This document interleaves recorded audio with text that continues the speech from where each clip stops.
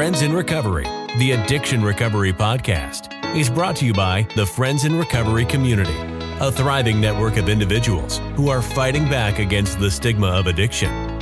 Join our hosts as they speak up about the real issues of addiction, treatment, and recovery.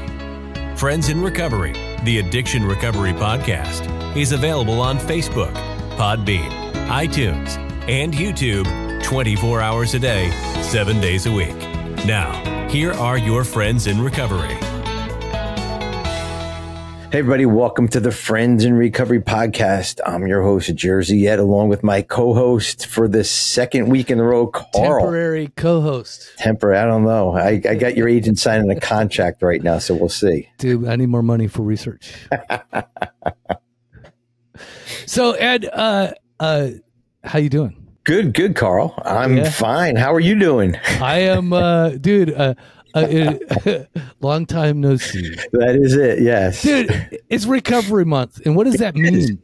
I don't know. That mean? That means when all the little boys come down on September whatever day, and they come down the stairs, and the stairs are decorated with pot leaves and that's right. Rolling papers and straws hanging from their windowsills. That's right. And then mom and dad come through and they throw white powder everywhere. And oh, is that what it's Recovery Month is? Okay. Like a bunch of homeless, out of tune people knock on your door to sing like Eminem, Eminem songs, rap songs. It's a really weird holiday. Well, I mean, Recovery Month. I mean, is this like when everybody gets sober? Is this like do we flaunt it this month, or do we just go to meetings this month and then take off the rest of the year? Honestly, I don't know. I never understood it. Okay, so this year has been the first it's a year Hallmark that has fucking been, month. That's what it is. Yeah. And again, we compete with like all, it's the color purple is what we use. Apparently, whoever picked that was a moron because you're competing with cancer and you're right. And then again, and if you really wanted to get the recovery community involved with it, you would have chose black. You know what I mean? Like, Like we would have all been behind that. You know what I mean? Like there would have been some kind of like thing, but instead they whipped out purple, and you're like, what? Either way. So then black. You're right. It's true though. Yeah, right. We would have all been down with it. So then, now what do you think about?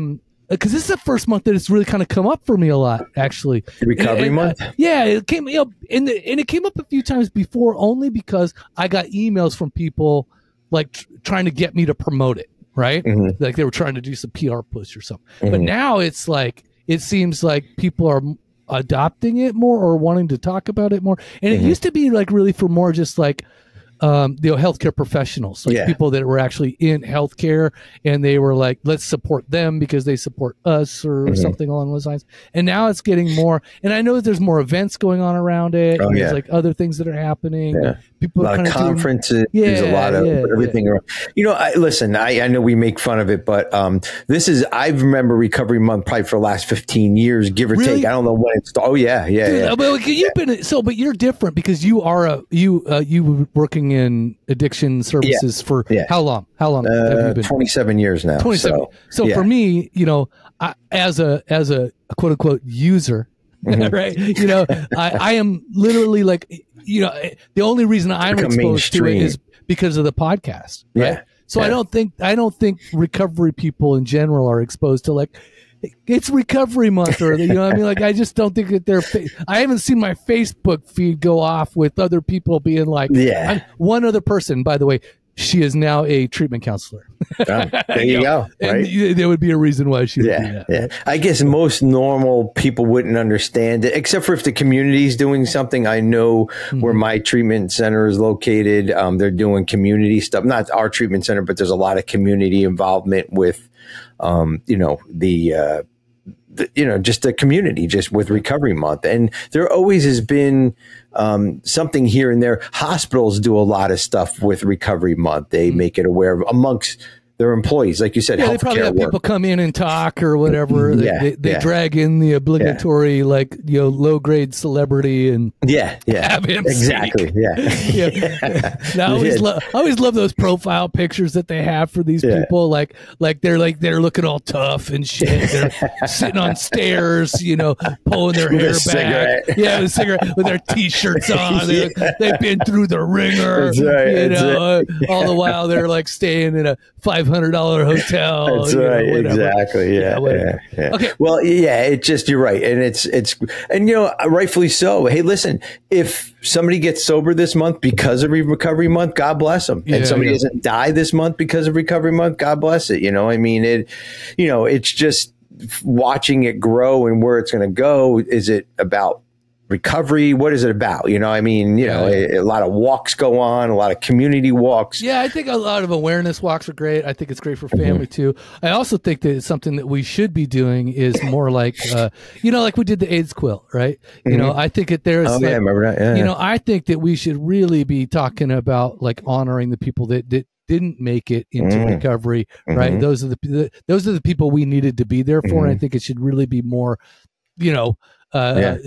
built around honoring that. Because there's family support, there's things that we need to, and then I think that helps with a lot more with like stigma, like we did with the AIDS quilt. It really helped with the stigma, right? Getting the families involved and stuff like that. A friend of mine, Cole, she does a podcast called The Empty Chair.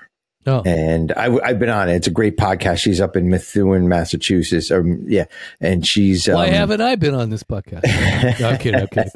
And it's funny because you and I were talking before about some stomach issues and diverticulitis, and I went on her podcast that next day. I was in the hospital because my stomach perforated. Talk about an empty chair, yeah. Exactly. Yeah, that was definitely, it could have been an empty chair if I didn't go to the hospital anyways. But yeah, and I guess people, but here's my thing with all these recovery walks and bringing light to it. Do you think back before you got sober, you would be interested in a recovery walk, walking over a bridge, or, your family, because they're so sick, you think they would be involved in it? Like, isn't that the people we need to touch, to reach? Let me tell you, if I drank myself to death, and that's what appeared on my certificate, my family might make it to the walk, right? Just depends on how they were approached afterwards or how they felt or whatever. Yeah. And if nothing, that would help to, alleviate that pain, right? To understand that, like, hey, this is what your father was going through. It was a disease. It wasn't a moral failing, these kinds of things. So I think that there's still a little bit of that would be good. That awareness in general, awareness of services, of support, of, all the other things that go along with it. And to be able to have somebody get exposure, because dude, on your daily basis, when you're dealing, your exposure is literally like what the grocery store, the corner store, the gas station, the liquor store. It's like, there's not much going on. And the family's trying to band-aid everything up, put their fingers in the holes in the dam, and they're not going out for a walk either when the full-blown addiction is happening. Or if there's an event going on, or a community event, or whatever, or that kind of stuff. I think that there's stuff there that I think it could be beneficial. But I don't think that the general Joe Schmo addict alcoholic is like, let's do this. Let's go grab a case of beer and over to the walk. And then again, and the people who pick the month, like, why friggin' September? Okay, you have dry January has been a thing for how many years? You know what I mean? Like, so, like, perfect month to pick, for dry. You know what I mean? Like, you might as well go and get a twofer. Right. Get recovery month going. Begin at the beginning of the year. Yeah. And I'm sure there was that one weirdo in the room who was like, no, we can get 2 months out of the year, right? January and September, whatever. Didn't understand. And don't get me wrong, I'm not putting down recovery month, right? Oh no, I am totally. That's for you Silver Pod listeners, for us friends and recovery listeners. No. I'm trying to win over your listeners. That's it. But and it does. Listen, it It definitely brings awareness, and you're right to those so there is a walk here in Charleston. We walk over the Ravenel Bridge, the Cooper River Bridge, and it's really cool. They have speakers all day. You know, they have different recovery programs there. They have, mainly it's everybody in recovery that wants to walk over the bridge. You know, which is cool. I got a client. They're doing they're participating in mobilizerecovery.org, right? So it's this bus that's going on tour, and it goes like down south all the way to the upper upper northwest, right? So there's this bus that's doing this kind of stuff, and so again they do all through September. They go and they do these little stops, and it's this little recovery tour. That's pretty cool. Yeah, so I think that's the kind of cool stuff that happens, and so there's it's a mobilized thing that comes to your location. You don't have to everybody meet up in Atlanta or something. Yeah. So I think that's kind of cool. So I guess one of the things is talking about just recovery in general, right? So, we talked about it like the last time we were together, which is to say you wanted to explore other avenues of recovery, not just 12-step recovery. You want to talk about all these things. And I get that totally a lot, because again, I wouldn't even be here right now if it wasn't for alternatives to recovery, because I didn't want to do 12-step by any degree. It was the thing that it was absolutely not on my list, let's just say. Yeah. And so I really understand that, because if it wasn't for somebody doing something alternatively, I would have never even. The gravity that it took to get me here started with that little thing, and so I would have never learned all that I learned. I would have never gone down the path had it not been for somebody doing something alternatively in recovery. Right? So I have a reading from my book, which is what ties it into Recovery Month. I'm just saying it's in September 27th. So towards the end of the month anyway. So if you buy the book, you will read something along these lines. Are you ready? This is good talking points too. September 27th, higher power or hire a therapist. Do you see what I did there? Love it. So I don't care how you find sobriety as long as you find it. Those last few years of drinking were absolutely maddening for me. Personally, having found that I could not stop drinking, it was painful to imagine the rest of my life having to drink against my own will. I tried many ways in those last few years to abstain from drinking. I did all the things that they talk about in the rooms of recovery. I swore off forever. I switched from vodka to beer to wine to margarita mixes to mixing my own drinks to rum and Coke and back again. Finally, I said, I will quit for my kids. How many people say that stuff, right? I'll quit for my kids. And that failed, right? I tried another thing and another. I tried self-help books and other programs on my own, and nothing seemed to work. I thought I always knew what I needed to do and refused to listen to others who had been there, done that, quote unquote. Then after years of trying, something finally stuck, and it felt like I finally broke free. Reflections. Are you still trying? Have you ever tried to stop trying? Kind of look at me getting all philosophical. Daily challenge. If you are new to recovery, clear your home of alcohol. Throw it all out today. Throw it out. Yeah. Get rid of it. Get rid of it today. Just give it to the drunk down the road. Dude, I mean, why waste it? Be of service. Yeah. Just hand that shit out. Long shot. I mean, drink it all if you want, but but the fact is, if you don't want to drink, don't drink it all. Yeah, exactly. So, so what do you think of that, Ed? What do you think about, I guess the idea here is that, don't talk about Recovery Month. Don't drink and go to meetings. Well, I mean, there's many paths to recovery, right? It's not just meetings. Have you ever tried any other recovery groups? No. Well, Friends in Recovery, we are a little different. We're not your. Oh, you're different. All right. Oh yeah, we are definitely. But yeah, I mean, yes and no. I'm near and dear to. 30 years. It's hard to break a habit. Especially if it's working and things are good.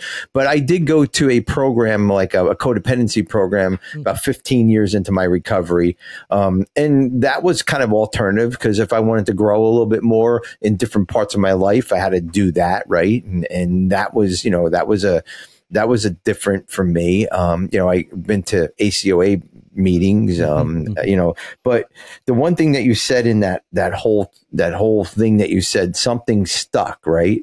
And, most of us don't know what that something is, right? I'm sure if you knew that something, it would have been, whatever. I always thought I knew what it was. I thought I knew what it was. We don't. One time for me, it just stuck, and that was it. Like that moment of clarity, right? We have that little opportunity, that window where we can just say, I'm sick and tired of being sick and tired. Mm-hmm. And I think what happens is that something stuck, or that that momentary openness or whatever it is we ask for help, right? And meant it this time, and just through your readings and understanding you and knowing you as a friend for these last 4 or 5 years, that's what you do now. Like, you ask for help, maybe in a comical way or a creative way, but we're never my whole book is a plea for help. I know. I read it all. I'm like, I remember this. I remember that. It's like the longest suicide note I've ever written. but that's what I think that something is. That's my thoughts on it. Now, if we can bring it out in AA, if we can bring it out in NA, if we can bring it out in whatever way we can bring it out, as long as we're asking for help and we move on to a better life. I fully believe this, which is like, and I even want to do it at some point, which is like ayahuasca.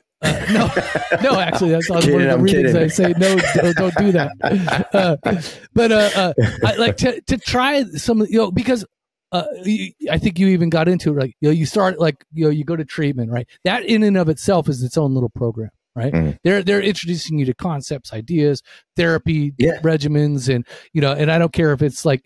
It's funny. I was just talking to somebody last night about their treatment experience. I was like, "Hey, so what was it like? What did you do? Like when you went in there, what were some things like? We were talking about equine therapy, right? That kind of stuff. We were talking about. They also had like little baby goats that they got to take care of or something. Also a little crap. Goat yoga. They have goat yoga now, but goat yoga. That's kind of what they were talking about. I'm like, what the hell? And it'll pee on you. It's great. I'm going to stop drinking water on this show. And it does, and they do actually. So, but then, and when I think about it, I was like all the cognitive behavioral therapy that they introduce you to, like how to deal with like certain elements. And again, this is modern psychology and all this other good stuff. But the fact is that like, I believe that like trying all of these things is beneficial on some level. So, and again, we're, and I think that some people go into these treatments and they're like, oh, I don't want to go to AA meetings and it's religious and it's religious. It's a cult. And why do I have to go do that? And I think, why not? You know what I mean? Like, I just go like, who cares? Like, it's not like they're going to like tie you down and brand you, it's not that kind of a cult. Sometimes I wish it was. Could you imagine? Naked, tied down in a meeting with a bunch of people branding you? Oh, never mind. So just my fantasy? Is it just me? Carl, come back, Carl. Come back. Oh, sorry, I lost myself. I was like, oh my God, this is great. Are they naked too? Never mind. So that's I gotta go, Carl. I'll see you later. Gotta go to all those men eating those cookies. I get it.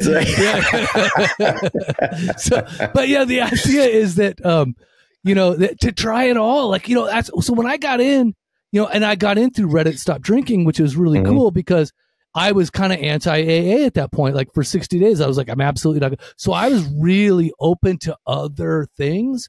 And then the best part is I didn't understand I was seeing concepts that were all, completely AA concepts, right? Completely. Like, but I thought that they were coming from a non-AA source. So therefore I was more willing to hear it. You know what I mean? It was like really weird, but it was just something I needed anyway.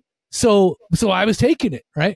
But I didn't. So as long, dude, if it was information I thought was contained in a blue book, and I thought people met over coffee and in a meeting room and you put $1 in a basket, held hands and prayed, that I was like, I want nothing to do with this, no, it's a cult and I don't want to go to it, and it's religiosity and all this other stuff. Well, let's think about it. All this stuff really stemmed from Bill and Bob, right? No matter if you're in a treatment center. No, let's just say the format came from Yeah. Bill Bob, but the Yes. information is thousands and thousands of years old. The knowledge is as old as time itself. Well, I think it's a habit, right? It's basically like, right. And I think it takes philosophy. Yeah. Yeah, I think it takes 60 some days. Everybody thought it was 30 days. I think it's like 62 days to make or break a habit or something along like those 21 lines. days, Right? 21 days. They say 21. Now it's, I don't know. We hear all these different things. I think it's a lot longer because apparently 10 years still is really hard. That's right. That's it. Yeah. And you ever try to go to the gym for 30 days and see what happens? No, I haven't. It doesn't stick. I can't go for a walk for 30 days. I mean, I know, right? The gym. I know. Yeah. But and you're right. It just comes and this is not a religious show, but read the Bible. Like I study the Bible every day and I do it for me, not for any religious purposes. Mm-hmm. It's a book that's giving me some information on an area of my life that I'm trying to kind of brush up on, right? Mm-hmm. And some of the stuff I read in the Bible, I'm like, holy crap, man. It's like, holy crap. I love that. Yeah. I could have said another word, but page 333. Yeah, that's right. Numbers, I don't know, whatever. But I'm learning stuff that was written in this book thousands of years ago that we still use today in AA, in real life, in whatever, and some people don't understand some of this stuff that we use today is directly linked to the Bible. Again, not religiously. I don't mean it that way, but just whatever, just as in general in life. And, stoicism, you were talking the last whatchamacallit is kind of in the Bible too. I'm not going to get into the whole Bible thing, but it's a lot of stuff, a lot of our habits, a lot of the things that we do, the things that we don't do comes from thousands and thousands of years ago. It's funny, you talk about the Bible, you bring the Bible into it, and it's like, I know very few, I'm not a Bible reader, as you know. I want to be at some point just to get the knowledge kind of stuff, because that's exactly what you're talking about. And, but again, what does it talk about in AA? It says, basically like contempt prior to investigation. Like, the quickest way to stay ignorant is to have contempt for something that you haven't investigated. Exactly. So when it comes to recovery, that's the idea. So it's funny, like, in the Bible, they talks about, here's a quote from Proverbs 23:29-30, King James Version. It says, who hath woe? Who hath sorrow? Who hath contentions? Who hath babbling? Who hath wounds without cause? Who hath redness of eyes? They that tarry long on the wine, they that go to seek mixed wine. Right? It's like they literally describe the alcoholic in the Bible. They do. It's all in there. It's all in there. Seriously. Yeah. But again, they don't put that in. Alcoholics Anonymous, right? Because but they say it in different ways. But it's the same information, right? Because if you really think about this statement, who hath wounds without cause, right? They talk about the spiritual malady in AA, and what they're really talking about is somebody who is spiritually sick, who has wounds, somebody who basically seemingly walks around pissed off, restless, irritable, and discontent, wounds without cause, right? They're just generally, that's their temperament, right? That's who we are. Pissed off for no reason. Pissed off for no reason, right? Full of resentment and woe and sorrow. So they talk about that stuff. But the fact is like, so it doesn't really matter how you get there, right? No. I think what matters is like what you do when you get there. So if you've reached your I'm sick and tired of being sick and tired. I have pain. And I think you totally capitalized on it. It's just to say, reach out and ask for help. Yeah. And this is the thing for me, which is I always expect, like, I wanted it to be a certain person. I wanted to be like Gandalf walking in with like a big staff, the light shining in. Carl, let me guide you into the source of all knowledge. We shall free you from this alcoholism. That's it. Yes, Gandalf, let's go. Like we shall rule the underworld together or whatever. And so I always wanted I wanted to choose who would help me, right? So when we talk about, like, in that reading, it talked about, are you still trying? Have you ever tried to stop trying? That was kind of part of me. See, I always knew what I needed to do. I knew I needed to find Gandalf And but that doesn't exist. That doesn't exist. So I needed to be willing to have it not be like Gandalf. I needed to be willing to have it be whatever. When I asked a police officer, a divorce lawyer, treatment counselor, toothless, smelly dude in the corner of an AA room who was willing to give me whatever he had, right? And I just, and I needed to stop judging those people that stepped up to the plate, because the truth is, everybody else was running away from me, and the only people that were running to me didn't have any teeth. So the fucking A means you got it, dude. All the people with a full set of teeth were running that way, and all the people with no teeth were running this way. That's it. It's true. But I needed those people. By the way, I have a few missing teeth as well. Right? I don't know about you, but I have a few as well. A couple in the back. Yeah, a couple in the back are not there, right? I have a bridge on this side, and I have about 9 root canals. Right. So if it wasn't for that luck of marrying the right woman who had health insurance, I would have a lot less teeth today. So, the fact is this, it's like, when I'm... Oh, that's why you married her. Makes all sense now. Okay. She doesn't listen to these podcasts anyway, so she'll never know. I mean, and she is a great lover. I just want to point that out. So that's the idea. It's like, welcome to Carl's Intimate Secrets show. No, thank you. Again, I already told you it's a bunch of people trying to brand me. And that's it. Anyway, so the idea is to like kind of let down like what you think you need to do in order to get, and then again, and that may involve any number of, it's the sprinkling of recovery. Talking about Recovery Month, it's like, it's the sprinkling of all that stuff. It's like, so I don't know about you. It's like you said it, like, you went to AA, you have the therapist. Yeah, of course. Wasn't Jeff Seisel part of your therapy plan or something? Yeah. I moved on bigger and better things. No. Therapist, psychiatrist, AA, sponsors, friends, men's groups, sponsors, you name it now, church, everything, it's like, so and now you take all you can get, but it had to start somewhere, right? You had to kind of like, so for me, it was Reddit Stop Drinking. It started there.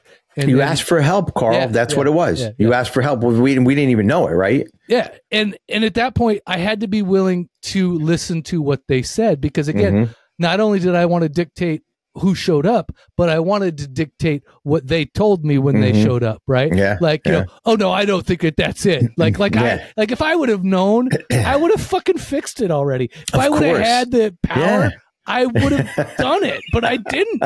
I needed outside help, and I did not understand. And then again, when I say outside help, like I said, higher power or hire a therapist. Like, which one is that, right? Yeah. So you did all those things. What do you think was your most impacting thing that you? Was it the first thing, or was it the middle thing? Like, try to think on like as far as like what changed me. Like, what did a therapist like really change you? Was it a sponsor? No, my sponsor, Andy. Yeah. He. Long story short, I hate saying that because it takes long, but it won't be long. Him and I used to use together. We worked together. Oh. He was the guy, had the women, he had the good looks. He had the suits. He had the nice car, the cocaine, the booze. No he was the cookies. vice president of the company. No cookies in that office. No. Well, unless they were women, but he had a lot of those too. But and knowing what he was doing, right? And I always wanted to grow up just to be like Andy. And 5 years into my recovery, I moved back to the area where I lived, and literally that week in the AA meeting, I walked in and there was Andy. Andy was there. I was like, "What the fuck?" I'm like, "Where's the cookies?" Yeah, like, dude, we're like, "Do you still do coke?" And you're like, can we still do that? I mean, where's the bathroom? Yeah, like the women, like, you got a couple in the car, And he's like, "No, it didn't." And that was my big, like, up until then, I didn't really understand. I shouldn't say I didn't understand AA. I didn't understand why, maybe why what was going on in my life. Like, is there going to be something better, right? I was just waiting for something better, maybe. But what did Andy teach you that, like, again, you say Andy was the person that was really more a significant impact in your recovery. Yeah. What did he show you or teach you that was like, that was the impact? Was it like the way that he walked and talked? Did you like learn how to follow at that point? Did he teach you philosophy? Did he bring the staff and do the magical powers, or how did that? We had this wand. No, he had a magic wand. He said this magic exactly, thing. And that was it. No, you know what? His goats came in and did yoga. Yeah, that was it. And 30 years later, here I am. No, he, you know, just the way he, because when he was using and drinking, he was that guy you wanted to listen to, right? You know, he was a salesman. Basically, that's what he was. So he was, again, that guy. He was talking, right? The words he was saying, I wanted, but I couldn't get, right? And I'm like, well, how does he get it? Like, is he special? Like, why does Andy get that and I don't? And then, you know, kind of just. And you learned like he actually did the work, put in the time. He did the work, yeah. But he told me I can have it as long as I put the work into it, right? And I do, and that's kind of how it happened. So that as an attraction, then you learn. So then this is what I love is like then you start to learn, which is the same thing for me.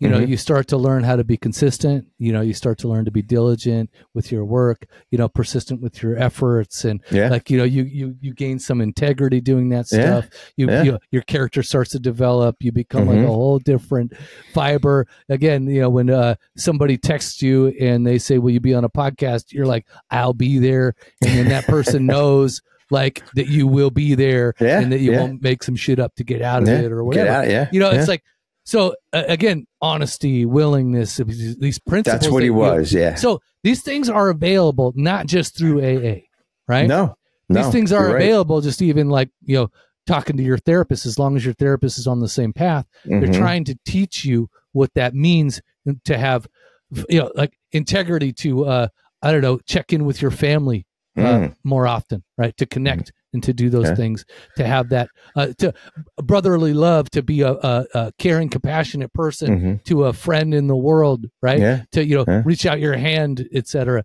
To run this way instead of that way, right? You know, it's like, it's a weird animal to, so I can learn these things anywhere. Right? Yes. Yeah. If you're in high school, if you're in college, if you're in the work field, you can learn it anywhere. And, you know, any, like, you know, just God, even, you know, the medias that they have or the outlets we have today versus when you and I started getting sober, right? I mean, you said Reddit, you know, Reddit, stop drinking, whatever. And, you know, today podcast, this right here, like, everything, you know, before it was a little different. I think I was 15 years before you. So there was there was nothing. Dude, before me, you were like ancient. We didn't even have cell phones. You were like in a desert. You were like talking to Moses and be like, Moses, how are we going to do this? Exactly. How are we going to stay sober, Moses? Right. He's like, I don't know, but let my don't people turn go. the water into wine anymore, right? Just don't do it. Jesus, I've had enough. Stop. I've tarried long on this stuff. It's it. But yeah, no, I think that these principles, they're available everywhere. But I think the thing that really got me was like, and that's why so when I started to go to AA, I got a really good sense, and I shut up, by the way, this time when I went, I shut up and I was just listening because I was like, I want to see what's going on here. Because when I went there before, you know, my ego walked in the door before I did, you know, and then this time I was like, okay, I'm just going to sit down and shut up. And then I started to hear the principles behind the steps. And so, cause I was like, at first it took me a while, right? Okay, these are the steps. And then I would listen to the dudes talk about, oh yeah, there's principles behind these things. So I was like, okay, but why do we do that? Right. And I started asking the questions about like, well, why do we do these things? And I didn't understand that I had no confidence in myself, that I was like, everything that I did was very low self-esteemed. And so that was literally my path to relapse. It was based in shame and all these other things. And when I heard stuff like, you know, to have self-esteem, you must do esteemable acts. I'm like, what are those esteemable acts? I would ask the question, like, what does that mean? Can you write one down for me? Is there anything I can do today before I go pick up a bottle? You know, and so I started to understand some of these things, and you know, but again, I didn't stop there, and I really stress to everybody, it's like, you know, to newcomers, it's like, come in and embrace these areas of recovery when we talk about recovery month. So embrace all these areas of recovery. So whether it be smart recovery, what did you say? Like Dharma, there's MARA, medicated assistance recovery, it's called. There's all kinds of stuff out there. I mean, there's CA, Cocaine's Anonymous. There's and there's non-12-step related stuff out there that you can totally go do. So again, and there's quote unquote therapy. There is, so seek a therapist. But you cannot, I mean, if you're not serious about the path to go down, no path will look right. No, it doesn't matter. Yeah, it doesn't. No. Yeah.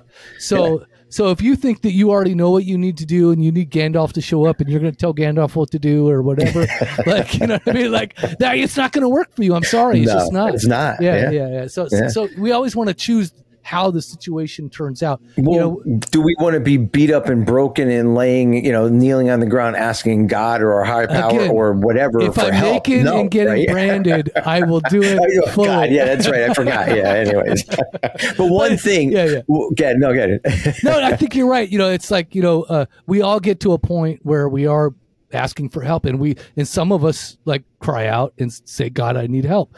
And again, what is that story about the people with the flood and they're trapped on a roof and these dude's like, no, like, helicopter comes and he's like, no, God's got me.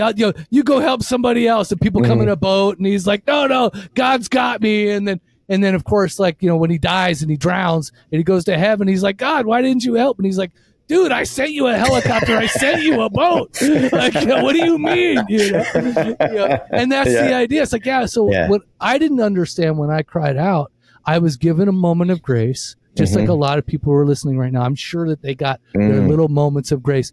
And then the worst part is like you within a week, your ego comes alive. And for me, it was like, my ego said, Carl, you did this. Right. So, cause when I cried out for help, I was like, give it a few days, and I'm like, you know what? I think I can do this all by myself. I don't need nobody's help. No, nothing. No how.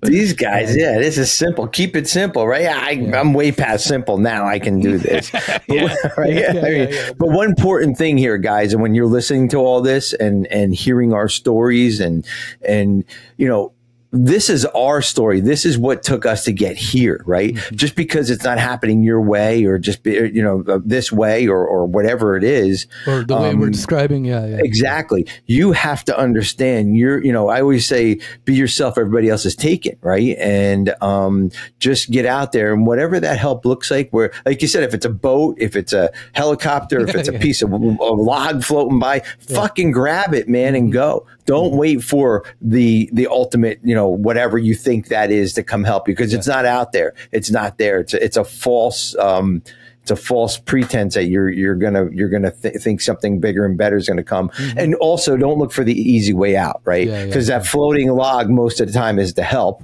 And you have to do a lot of paddling, a lot of kicking water, a lot of going downstream and grabbing on branches.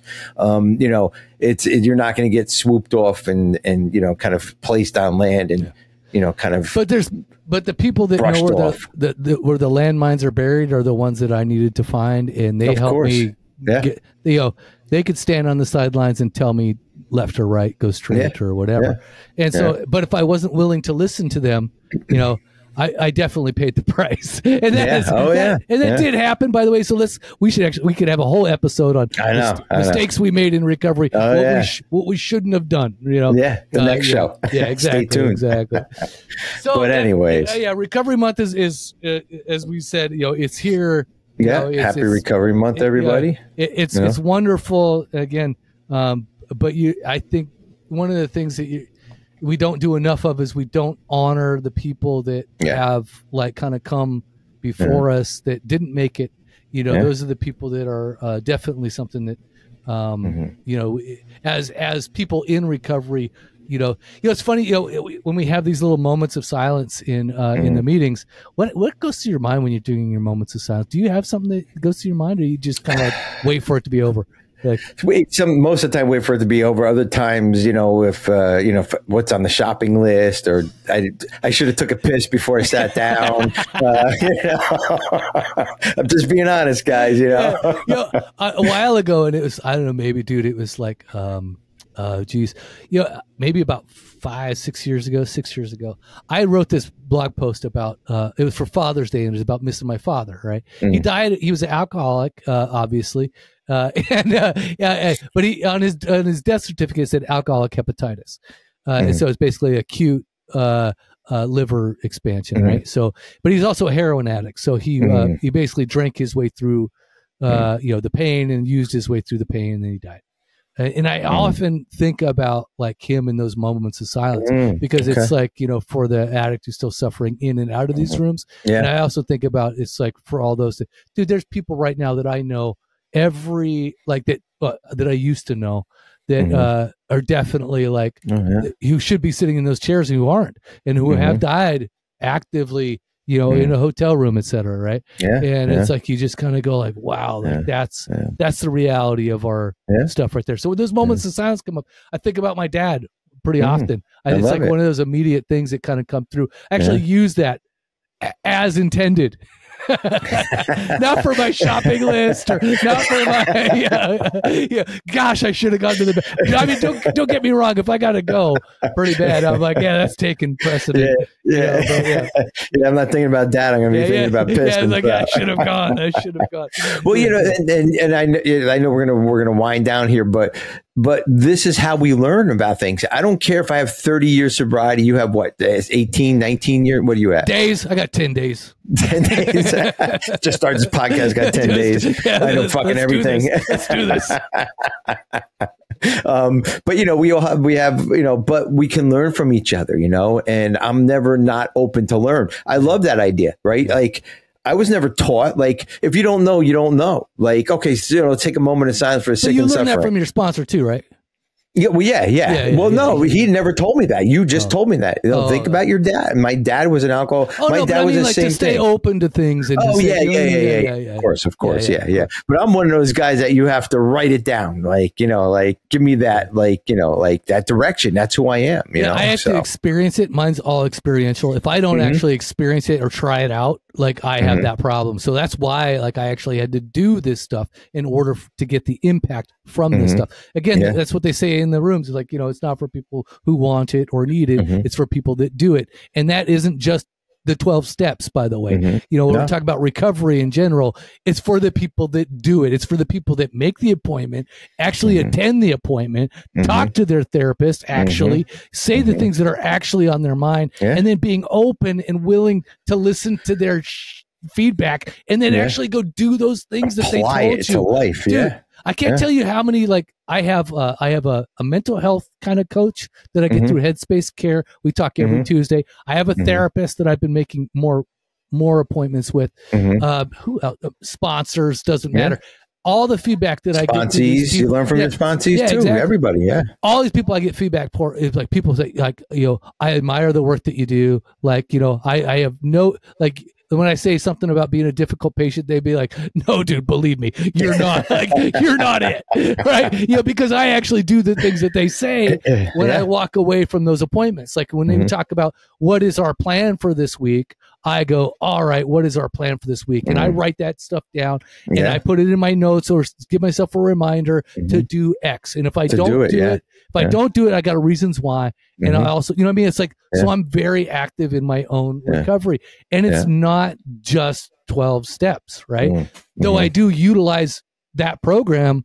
I wanted to say earlier, like, 12 steps is a starting point. It is a launching pad. It is not the end. That is not where alcoholics go to live out the rest of their days, right? It is a launching pad for who you become and the things that you will take on. We don't need to be living in meetings and calling sponsors every 2 minutes and having 18,000 sponsees. Getting into recovery is about living life, right? And of course, we need different checkpoints in our lives to stay sober, but we cannot live. We can't live AA 24/7, right? Yeah. Could it be in the back of my mind? Absolutely. But I need to live. I need to go out and do runs. I need to do this. But it all stemmed from getting sober, right? Mm-hmm. And then I was able to grow and build and all that. Yeah, so. I've got so many more interests and so many more things. And it's like, I just, again, in embracing all those things, but you learn through those processes too. And that's why the experience of doing those things is very much needed for me, because I need to actually do those to remember it. Because again, like you said, like you may just have to write something down, but man, I need to I feel like if I was to have to write it down, I'd have to tattoo it on my freaking forehead, because I just don't remember, I mean, I don't, and I still, even some of the things that I really struggle with now, which is my self-talk, right? So we talk about, dude, that's not a lot of, people talk about, oh yeah, I got K-fuck radio going on in my head, right? And that's one, but what we don't talk about in recovery is how to really deal with those things. So I needed to go to like ACA. I needed to find, I needed to talk to my therapist. I needed to talk to my coach. I need to do all the different stuff in order to like figure out, what does Carl need to do differently in order to silence that voice, Exactly. And it's growth, like growth along the way. If you're going to another ACOA 10 years in, or if you're attending a treatment program, that's going to help you grow in whatever other part of your lives, and like I said earlier, I don't know if this show or last show, but, 15 years into my recovery, I attended a like an ACOA camp, basically is what it was. And life is much better, and we can go on and on and on. But, recovery month, guys, get out there, just a suggestion, get out there and do something, remember somebody, right? And whatever that is, if you're, don't remember somebody taking a piss, you have to take a piss, but remember somebody that, that deserved to be where we're at, but they didn't get the chance that you and I got. And if you're listening to this, you have a chance, or you're in the chance. Don't fuck it up. Just keep going with it. And same thing with you and I, Carl. We could fuck it up at any time, but if we do this, if we stay sober, if we do whatever we need to do, we'll be okay. It's not, life isn't going to be great. If you're happy with what you're getting, keep doing what you're doing. Right. That's right. And that's where I've kind of understood that. Yeah. It does get exhausting sometimes. And I do want to just go lay down and watch Netflix, but, for weeks, months. Yeah. But you get back on and you keep doing it. That's of course. All right, brother. It was good. Was it as good for you as it was for me? Well, I wasn't naked and tied up and branding anybody, but it was okay. I was there for like 10 seconds. You know what I mean? I'm like, oh, that's awesome. I'm going to secretly send this show to your wife so she knows what she's dealing with. You don't think I haven't told her these fantasies? Why do you think I keep buying her these irons for Christmas? Oh my God! Well, look, honey, Carl, more hot pokers for the fireplace this year. Why does it say "F you" on it? God, well, this one's got your name on it, honey. That's it. God, stay sober, everybody. All right, stay active, stay sober. See ya. This episode of Friends in Recovery, the Addiction Recovery Podcast. Follow us on Facebook for past shows and updates, and enjoy free access to twice daily support meetings. Friends in Recovery, the Addiction Recovery Podcast, is available on Facebook, Podbean, iTunes, and YouTube 24 hours a day, 7 days a week.